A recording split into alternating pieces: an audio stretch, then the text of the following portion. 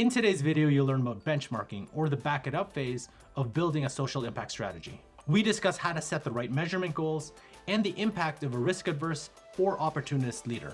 Let's make a social impact.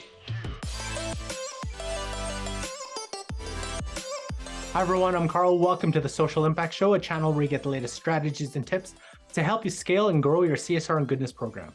So my guest today is Nicole McPhail, who is the co-founder and managing partner with Darwin Pivot.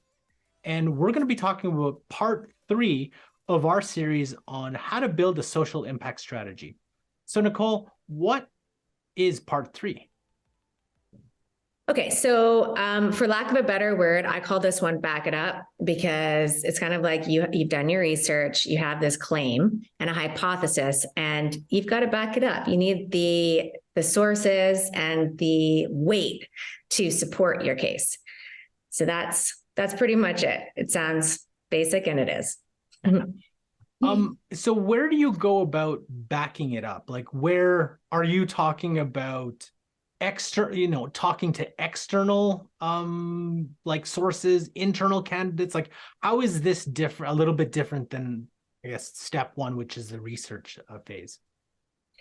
Yeah, so the research is for people who you need to become a subject matter expert pretty quickly to have any sort of clout or credibility to pitch anything. And so that's equipping you with a baseline understanding of sort of where the industry is at, where your company is at. So then you can move into the articulate phase and think about your future state, which is, what are you articulating to and what are you solving for? So then the back it up comes into play when it's like, now, how can you pull out and extract the right information, knowing what you should be using in order to support your case effectively?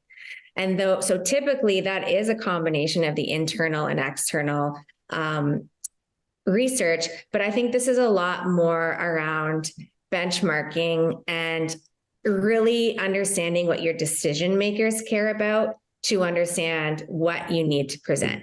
And if you're interested, I could talk about like the typical type of decision makers and how you think about backing it up based on that. Would that help? Well, I think so, because I did want to connect with, how is this the phase where you're going to go out and,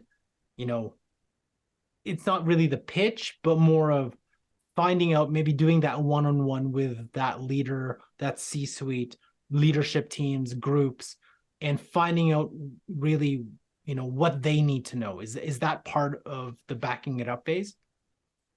So you've clearly been involved in change management before because of that question, but no, that I would say is more there's a part actually, because you need to talk to some internal sources to understand your decision makers. So there is a part of that for this one, but it's also part of step 4, which is advocacy. And that's where you're going to really start to plant those seeds and get that buy-in.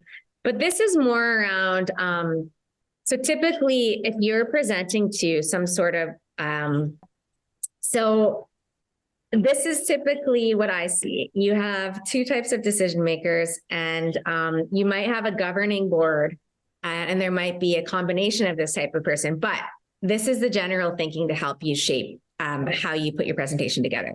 The first is the opportunist leader. So this is typically, say, a CEO or someone on the executive team who's going, rah, we love this idea. I've seen that X company is doing something. How do we make that happen here? And so the way that you present your research is totally different to this leader, because they want to see the art of the possible. They don't just want standard benchmarking. They don't care that you're benchmarking against the same company size and industry. Go inspirational. Even if you're a small company, you could come forward to them with the best program out there and say, this is where we need to go. But I also have the supporting evidence about why. And that is, that's more just around like a behavioral science of like what makes people make decisions. This person wants to be the leader. And then we have the risk averse type leader. And there's nothing wrong with this type of leader. And I would say this is more the common personality type when you get to the point of, making a case. And this person, I would actually go in and back it up in a way of, this is the state of the world. X% of people are resigning. This is what's happening in our company in terms of turnover. And this is what we're hearing from our people. And these are what our direct competitors of similar size and industry who are taking our talent, this is what they're doing. And like, can you see the very specific difference there? And so I think being equipped with both versions of the truth, which are both true, you need to know based on who you're talking to, but really know your audience before you go in there and start presenting your ideas. Because imagine pitching the opportunist style to the risk-averse person. They'd be like, okay, thanks. Get out of the clouds, and vice versa. Yeah.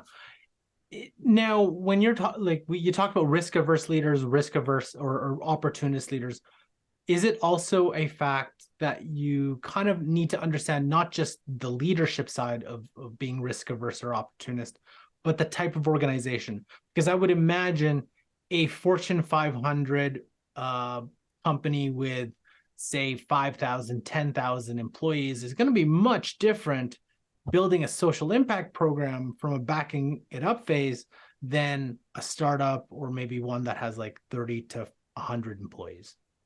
Amazing point. Yep. You definitely have to know what your organization is all about. And if you're new, you'll lose credibility pretty quickly if you don't take the time to understand that. That said, I think sometimes people can limit themselves based on the organization. So for instance, just because you have an organization, like a company or organization of 500 people, doesn't mean that you can't do things that a 100,000 person company is doing. If your organization is forward thinking and open to this type of stuff. So definitely you need that context, but don't limit yourself. There's not the need for it sometimes. And how long does the backing it up phase usually last? Like, once you've articulated the problem, once you're backing it up, how long does this take? Like a couple weeks, a couple months?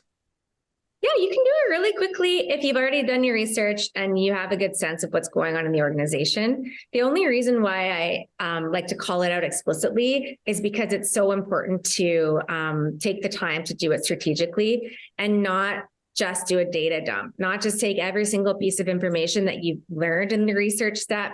You need to have it be used pretty critically.